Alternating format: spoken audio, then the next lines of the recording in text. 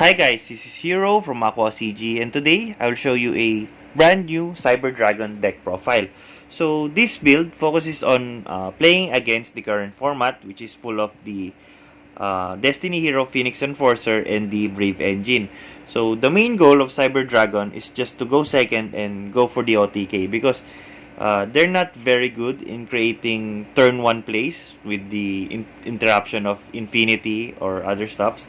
So our main goal here is just to go OTK. So now let's start with the main deck. So first off, we have of course the triple Cyber Dragon. So the main reason we're playing triple Cyber Dragon is because we're playing, of course, the machine duplication. And if you're playing Cyber Dragon, there's absolutely no reason not to play the machine duplication because, of course, it tutors for 2 Cyber Dragon monster. It makes your Nova and Infinity and other stuff. So next, we're playing the best normal summon of the deck, the Cyber Dragon Core. So when normal summon, we get to search for the Cyber spell or trap. So the good thing with Cyber Dragon Core is it's a mandatory effect on normal summon. So what I do is, for example, since in the current format we're seeing good stuff, Brave. So usually their end boards has Thunder Dragon Colossus, right?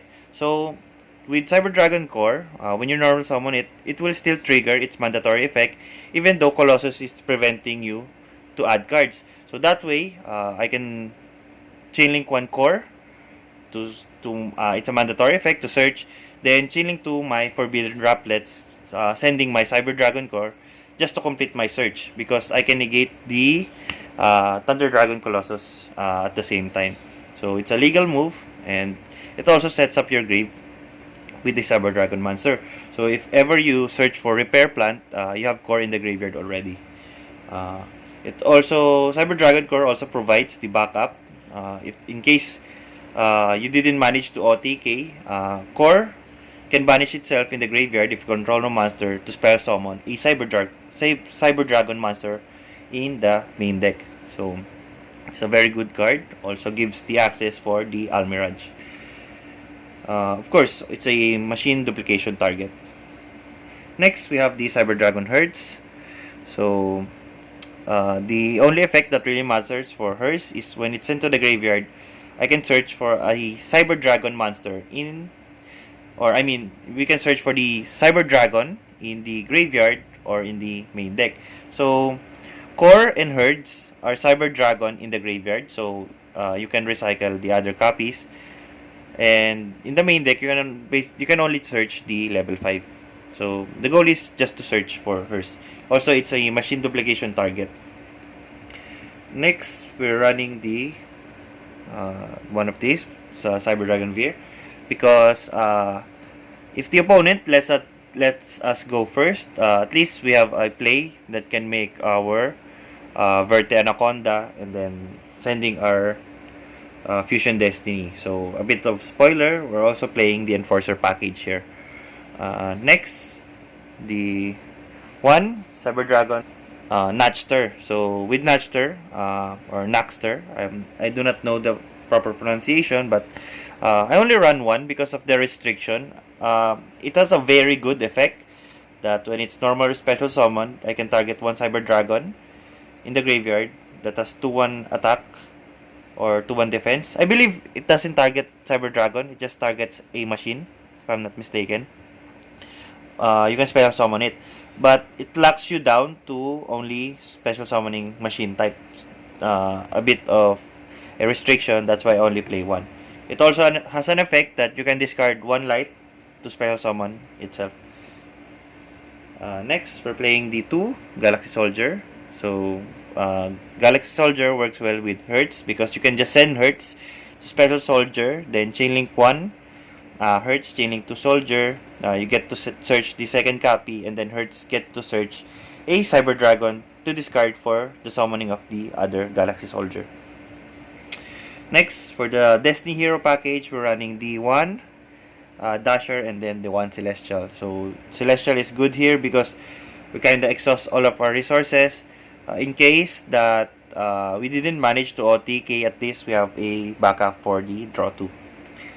Next, I'm playing the triple Kaiju, the light machine Kaiju, because it is searchable here, and with a format full of Enforcer, you do not want to deal with Enforcer consecutively in the next few turns, so you just want to remove it straight ahead.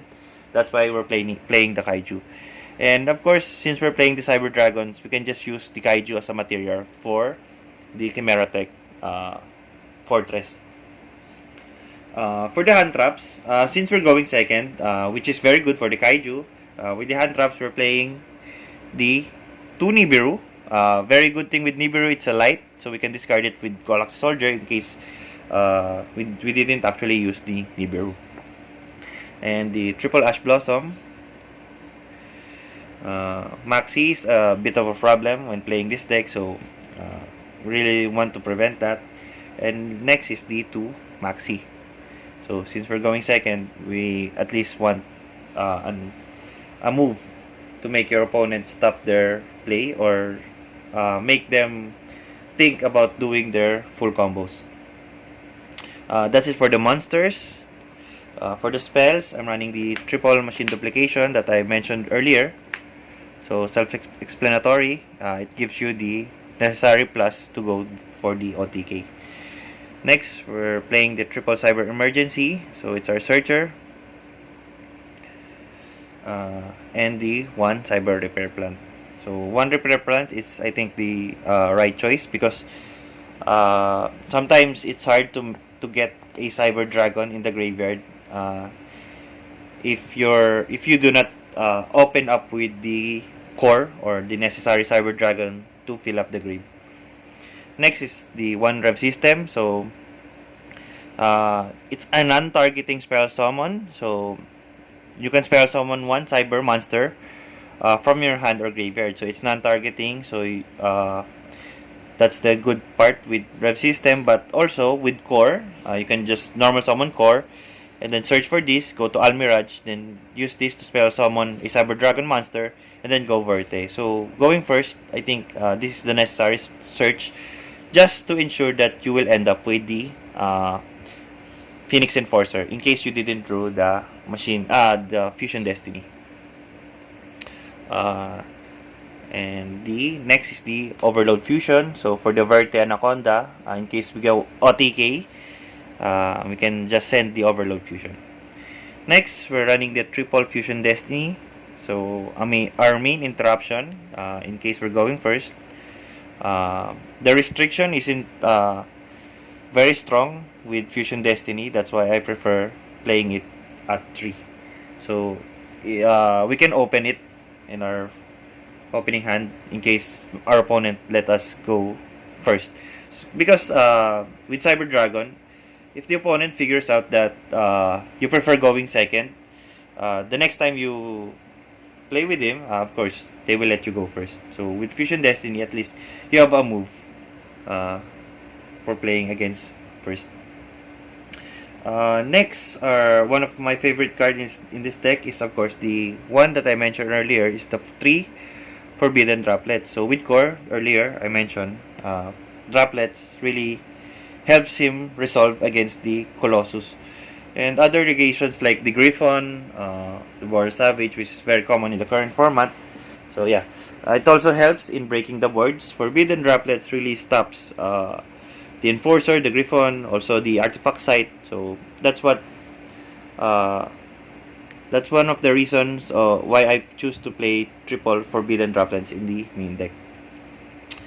And lastly, for the spell, I'm only running one Call by the Graves. I believe one is fine because in this format, the interruption are mostly in the board already. Because if you're going second, of course, your opponent tries to set up their board, which is no surprise, consists of the Phoenix Enforcer, the Griffons, and such.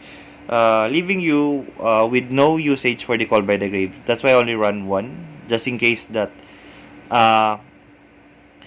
I force my opponent to use his Enforcer. I just can chain called by the grave when it activates in the grave. That's why so that it cannot recur anymore. So I was debating if I would cut the call by the grave, but I think one is the better choice. So yeah. Lastly, for the trap, I'm only running the one overflow. So it's another interruption when going first that can be searched by Cyber Dragon Core. That's it for the main deck. For the extra deck, uh, I'm playing the one Zigger, the one Almirage, the one Verte, the one Clipboard Genius. So Clipboard Genius has a negation. In case you didn't know, it can negate a face-up spell trap, if I'm not mistaken. It negates a face-up card on the field. So what's good with Clipboard Genius is it's unaffected by spell and trap effects and the activated effects of from other link monsters. So it kinda has an immunity, and once per turn, you can target one face-up card on each player's field, except this card.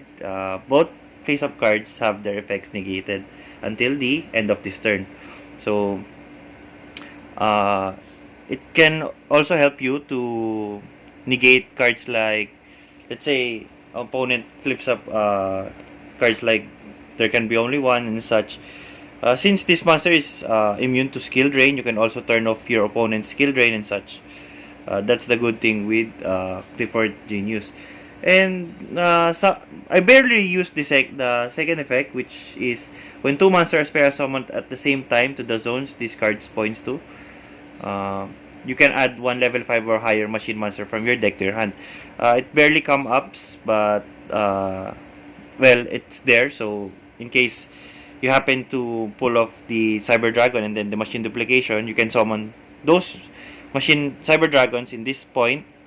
So you can trigger it to search for a level 5 or higher machine from the deck. So very situational effect, but it kind of helps. So that's it for the Link monsters. For the fusion, I'm playing of course, the Chimera Tech Rampage.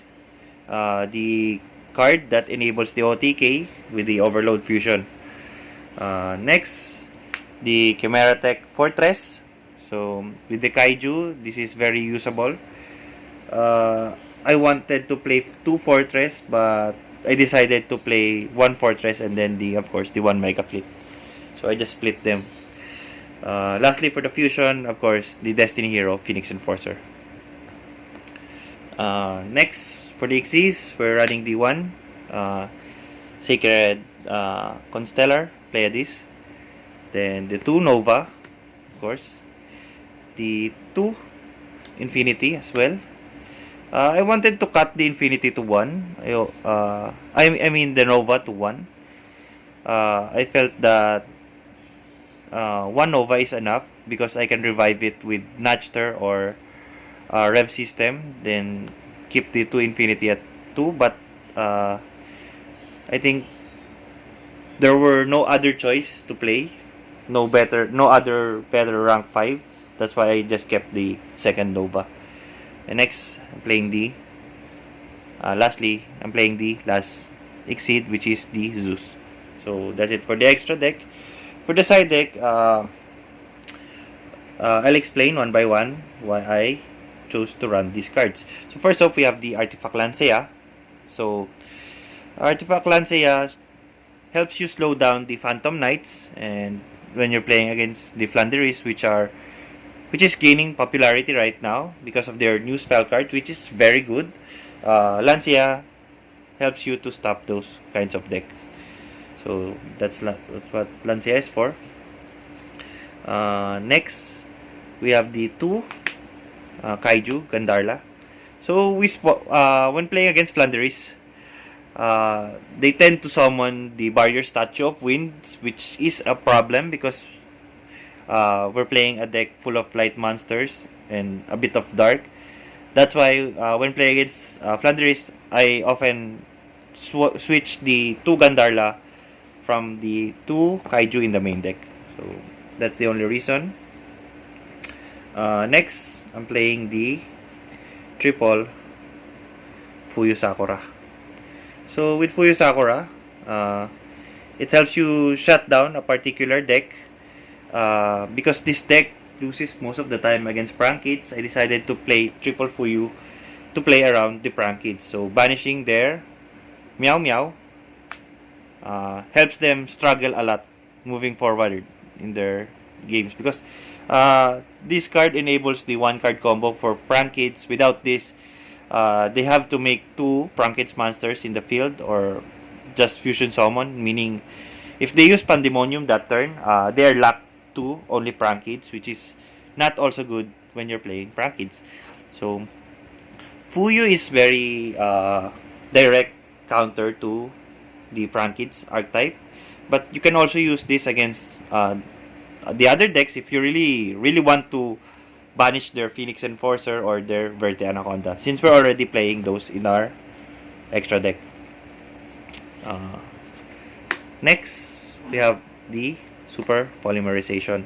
So Super Polymerization, it's very good against the good stuff because they tend to make the Colossus and Savage, and of course, we're gonna use those two to make our Dragostapelia, giving them a Dark and a Fusion monster. The Dark being Savage, the Fusion being Colossus. So not only that, we can also use this against the Phantom Knights with their Verte Enforcer or their Bardiche and Enforcer and such. It's also usable against prank kids, but it's a bit tricky because you need to bait out the Pandemonium, because the only way you can use Super Polymerization against the prank kids is if their Enforcer and their Butlers is still on the field. So bit situational against the prank kid, but that's why, of course, we run Fuyu for that. Next, we run the Triple Twin Twisters for the back row removal, and lastly, the one red reboot. So, conclusion would be this deck doesn't work well against the Eldritch or the back row decks, because I focus mainly in the popular meta decks, in the prank kids, the Phantom Knights, and the good stuff. It's kinda tight when you're siding against the back row heavy decks like Eldritch, because I only play the Twin Twister and Red Reboot for that. So, this is just a guide for you in case you want to play Cyber Dragon. At least you have an idea on my thought process, and I hope you learned something for me in deck building, and as well as choosing the right side deck cards for the current format. So that's it, guys. I hope you enjoyed this video. Don't forget to like, share, and subscribe. So peace. Yeah, I'm out.